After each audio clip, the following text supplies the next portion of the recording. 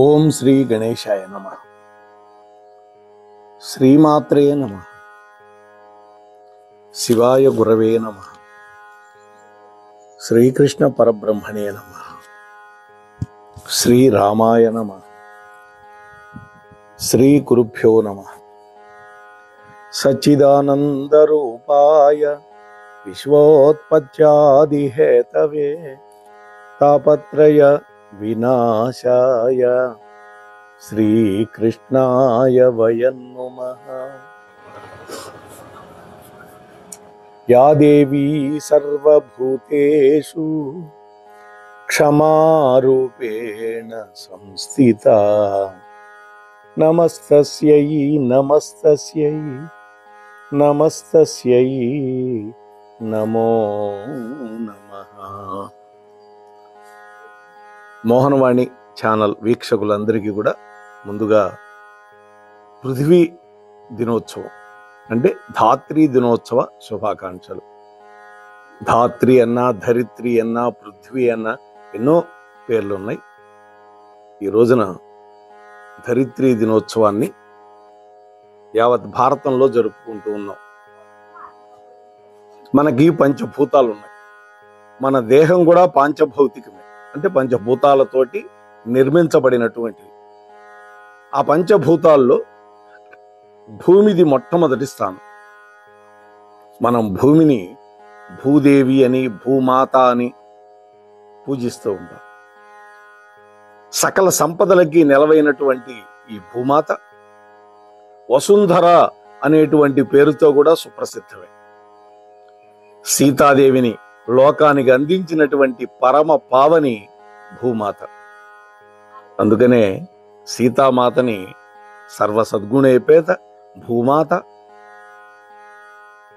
సీతామాత అంటాం. అంటే భూదేవి యొక్క కూతురు. శ్రీ మహావిష్ణువు అనేక అవతారాల్లో భూదేవి యొక్క పాత్ర మనకు కనిపిస్తుంది.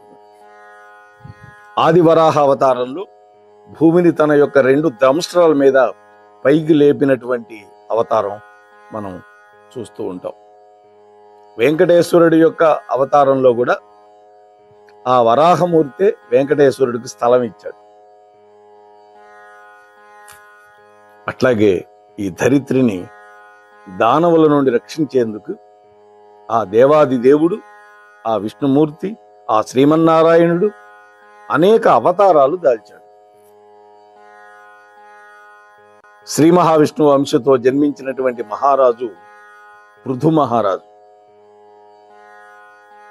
ఒకరోజు ఆయనకి ప్రజలు తమ గోడు వెళ్ళబోసుకున్నారు. ఓ మహారాజా, ఈ భూమి సారవిహీనమైపోయింది, పంటలు పండటం, అందువల్ల మేము అలమటించిపోతున్నాం అని వాళ్ళందరూ కూడా తమ యొక్క ఆవేదనను వ్యక్తం చేశారు పృథు మహారాజు దగ్గర. అది విన్నటువంటి పృథువు పరిస్థితిని ఆరా తీశాడు. అప్పుడు భూమి గోరూపం ధరించి మహారాజు ముందుకు వచ్చింది.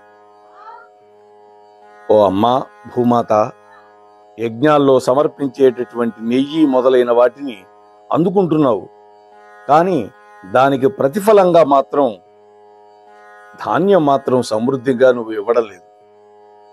నియమాన్ని అతిక్రమిస్తున్నావు. నువ్వు ధాన్యాన్ని ఇవ్వనందువల్ల ప్రజలు ఆకలితోటి నకనకలాడిపోతున్నారు. బ్రహ్మదేవుడు నీకు ప్రసాదించినటువంటి ఔషధ బీజాలని బయటకు రానివ్వకుండా నీలోనే దాచిపెట్టుకుంటున్నావు అన్నాడు కోపంగా.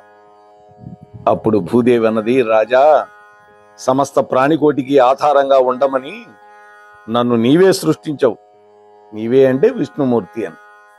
అందుకే సకల జీవుల్ని సహనంతో భరిస్తున్నాను. అవును, భూదేవిని సహనానికి ప్రతీకగా చూద్దాం. రామచంద్రుణ్ణి కూడా సహనంలో భూదేవితో సమానుడిగా వర్ణిస్తుంది శ్రీమద్ రామాయణం. ఎందుకని సహనానికి సంకేతం అనంటే, మనం నిత్యము మంచం మీద నుంచి లేవంగానే భూమి మీద పాదాలు పెడతాం. అందుకనే క్షమయా ధరిత్రి అని భూదేవిని క్షమాపణ వేడుకొని కిందకి దిగాలి మంచం. అంతేకాదు భూమి మీద గుంటలు తవ్వుతాం. ఇళ్ళు కట్టుకుంటాం, మలమూత్రాలు విసర్జిస్తాం. అయినా కూడా భూదేవి కోపం తెచ్చుకోదు. మనల్ని సహనంతో ప్రేమిస్తుంది. మనకు కావాల్సినటువంటి ఆహార పదార్థాలన్నీ మనకు భూమి నుండే వస్తాయి. అందుకని అడుగుతున్నాను. భూదేవి చెబుతున్నది. కానీ కొంతమంది ఔషధ మొక్కల్ని సైతం అపహరిస్తున్నారు, నన్ను దుర్వినియోగం చేస్తున్నారు, నాలో ఉన్న సారం అంతా తోడేస్తున్నారు. అవును, ఇవాళ భూగర్భ జలాలని 1000 అడుగులు 2000 అడుగులు లోపలికేసి బోర్లు లాగేస్తున్నారు మహానగరాల్లో. మహారాజా, అందుకనే నేను నిర్జీవం అయిపోయాను అని వేదన వ్యక్తం చేసింది భూమాత. అప్పుడు పృథు మహారాజు సానుకూలంగా స్పందించాడు. ఆ భూమాతని తన పుత్రికగా స్వీకరించాడు. అప్పటి నుంచి భూమికి పృథ్వీ అనేటువంటి పేరు వచ్చింది. ఒకానొకప్పుడు పరశురాముడు కశ్యపుడు అనేటువంటి ఒక బ్రాహ్మణుడికి దానం చేయటం వల్ల సమస్త భూమండలాన్ని 27 సార్లు క్షత్రియ నాశనం చేసి ఆ భూమి అంతా కూడా కాశ్యపుడు అనేటువంటికి వాడికి ఇస్తే, కశ్యపుడు అనే బ్రాహ్మణుడికి అప్పటి నుంచి భూమికి కాశ్యపి అని పేరు వచ్చింది. ఒక్కొక్కసారి ఒక్కొక్క పేరు తెచ్చుకుందమ్మ.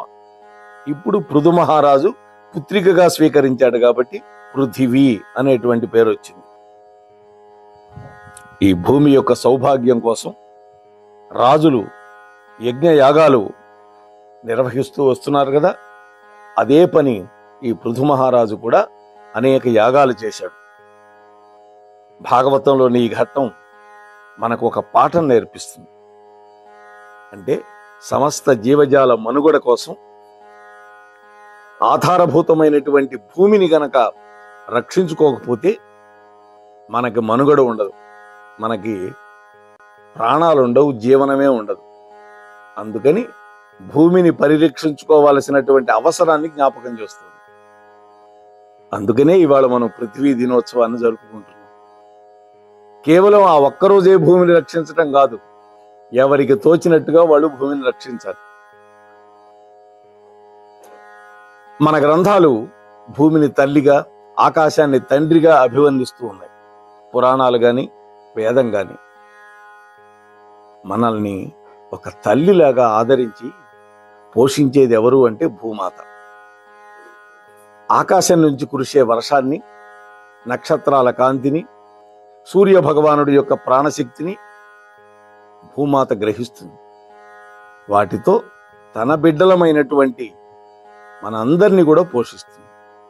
కేవలం మానవులనే కాదు, పశుపక్షాదులు, కీటకాలు అన్నిటిని కూడా అమ్మాయి పోషించేది. భాగవతాది పురాణాల్లోనే కాదు, మహాభారతంలో కూడా భూదేవి యొక్క ప్రస్తావన కనిపిస్తుంది.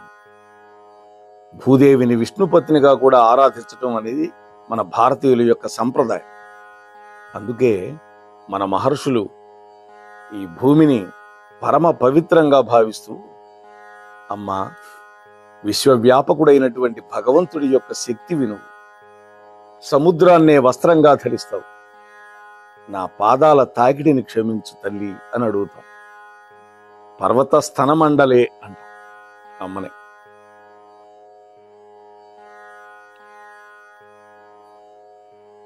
అటువంటి ఆచారాన్ని పాటిస్తాం మనం. ప్రతినిత్యం కూడా మనం నిద్ర లేవగానే మంచం దెక్కుండా 2 చేతులని చూసుకొని శ్రీహరి శ్రీహరి శ్రీహరి అంటూ ముమ్మాట్లు, వామన వామన వామన అంటూ 3 సార్లు స్మరించి ఆ తర్వాత భూదేవికి నమస్కారం చేసి కింద పాదం పెడతాం. వామన రూపం ఎందుకు ధరిస్తామంటే వామనుడు ఈ భూమి మొత్తాన్ని ఒకే పాదంతో కొలిచాడు. అంటే ఈ భూమి అంతా ఆయనదే, వామనుడిదే. అందుకని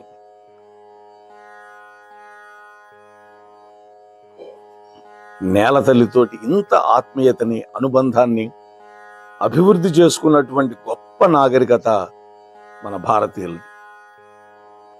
అందుకనే కూడా చూడండి, పంట పండించే ముందు భూమి పూజ చేస్తాం.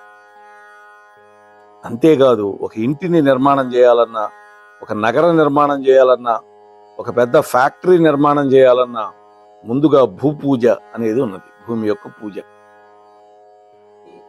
నేల పచ్చదనంలో భగవంతుడి యొక్క కరుణని దర్శించగలగడం అనేది ఒక గొప్ప సంస్కారం. అది మన భారతీయులకు ఉన్నది. భూమి నా తల్లి, నేను ఆ పుడమి తల్లి యొక్క బిడ్డని. వర్షాధిపతి అయినటువంటి ఇంద్రుడు మాకు తండ్రి. వీళ్ళిద్దరూ మాకు సమృద్ధిని కలిగింతురుగాక అని అథర్వ వేదం మంత్రం చెబుతోంది. దీనినే భూసూక్తము అంటారు. పురుష సూక్తం, స్త్రీ సూక్తం లాగా భూమి యొక్క సూక్తం కూడా ఉన్నది. సూక్తము అంటే మంచి మాటలు అని. ఆధునిక కవులు కూడా భూమాతని తమ కవితలతో కీర్తించారు. జయ జయ జయ ప్రియ భారత జనయిత్రి దివ్యధాత్రి అని దేవులపల్లి కృష్ణశాస్త్రి గారు కీర్తిస్తే, ధాత్రి చైతన్య గాత్రి అని సి నారాయణ రెడ్డి గారు వర్ణించారు.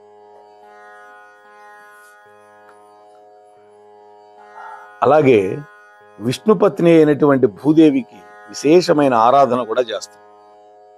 పూర్వం హిరణ్యాక్షుడు అనేటువంటి ఒక రాక్షసుడు భూమిని ఒక చాపలాగా చుట్టి తీసుకువెళ్ళి సముద్రంలో దాక్కున్నాడు.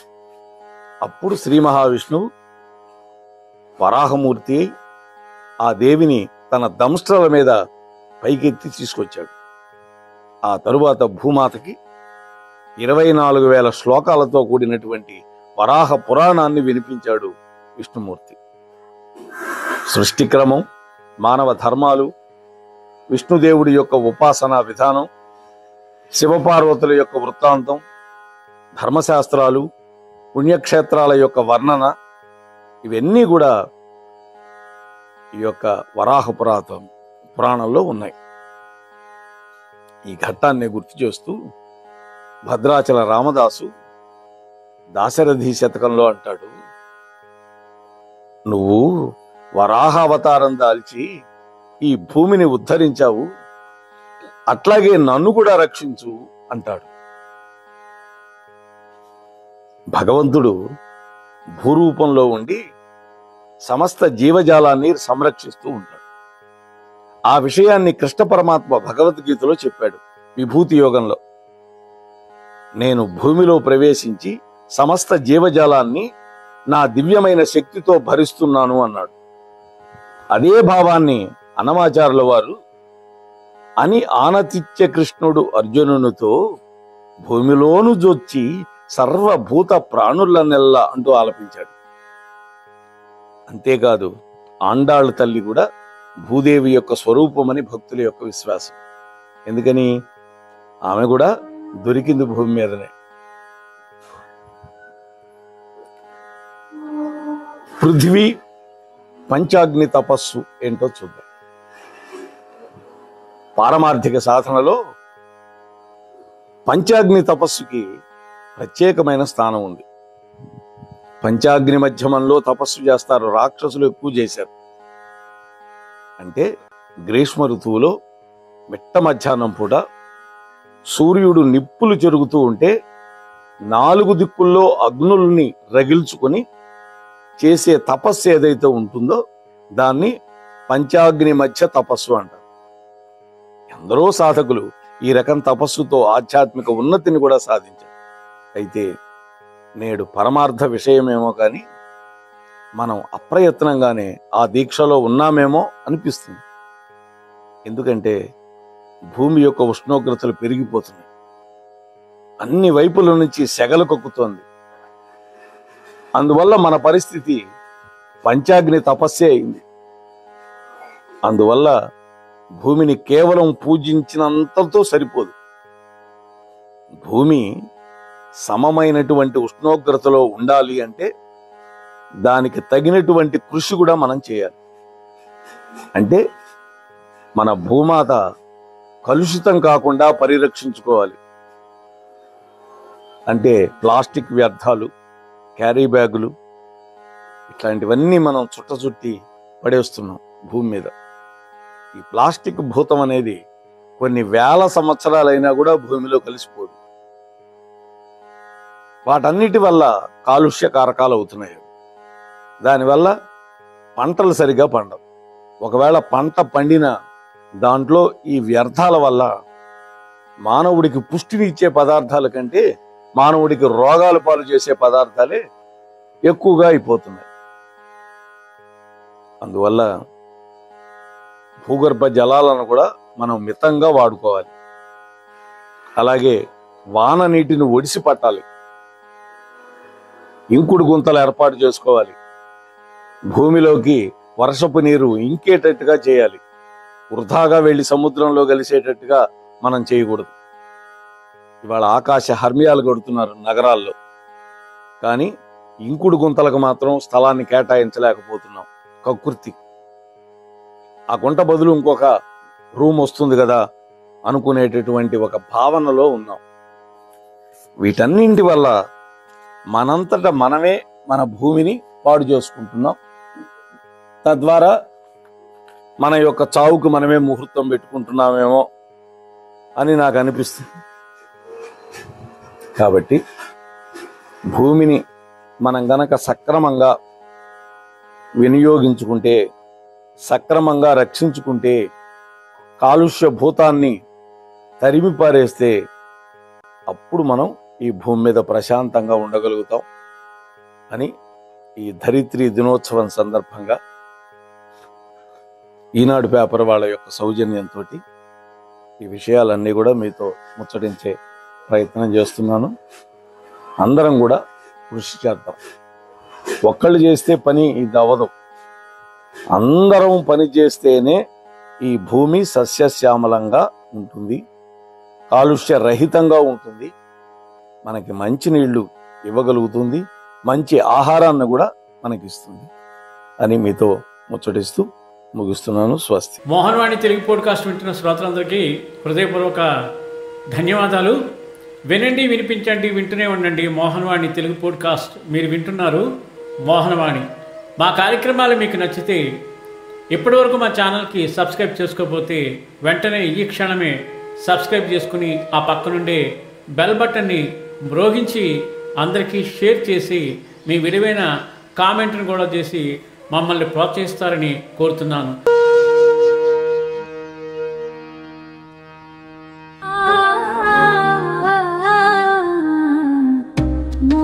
మోహనవాణి మదిని దోచే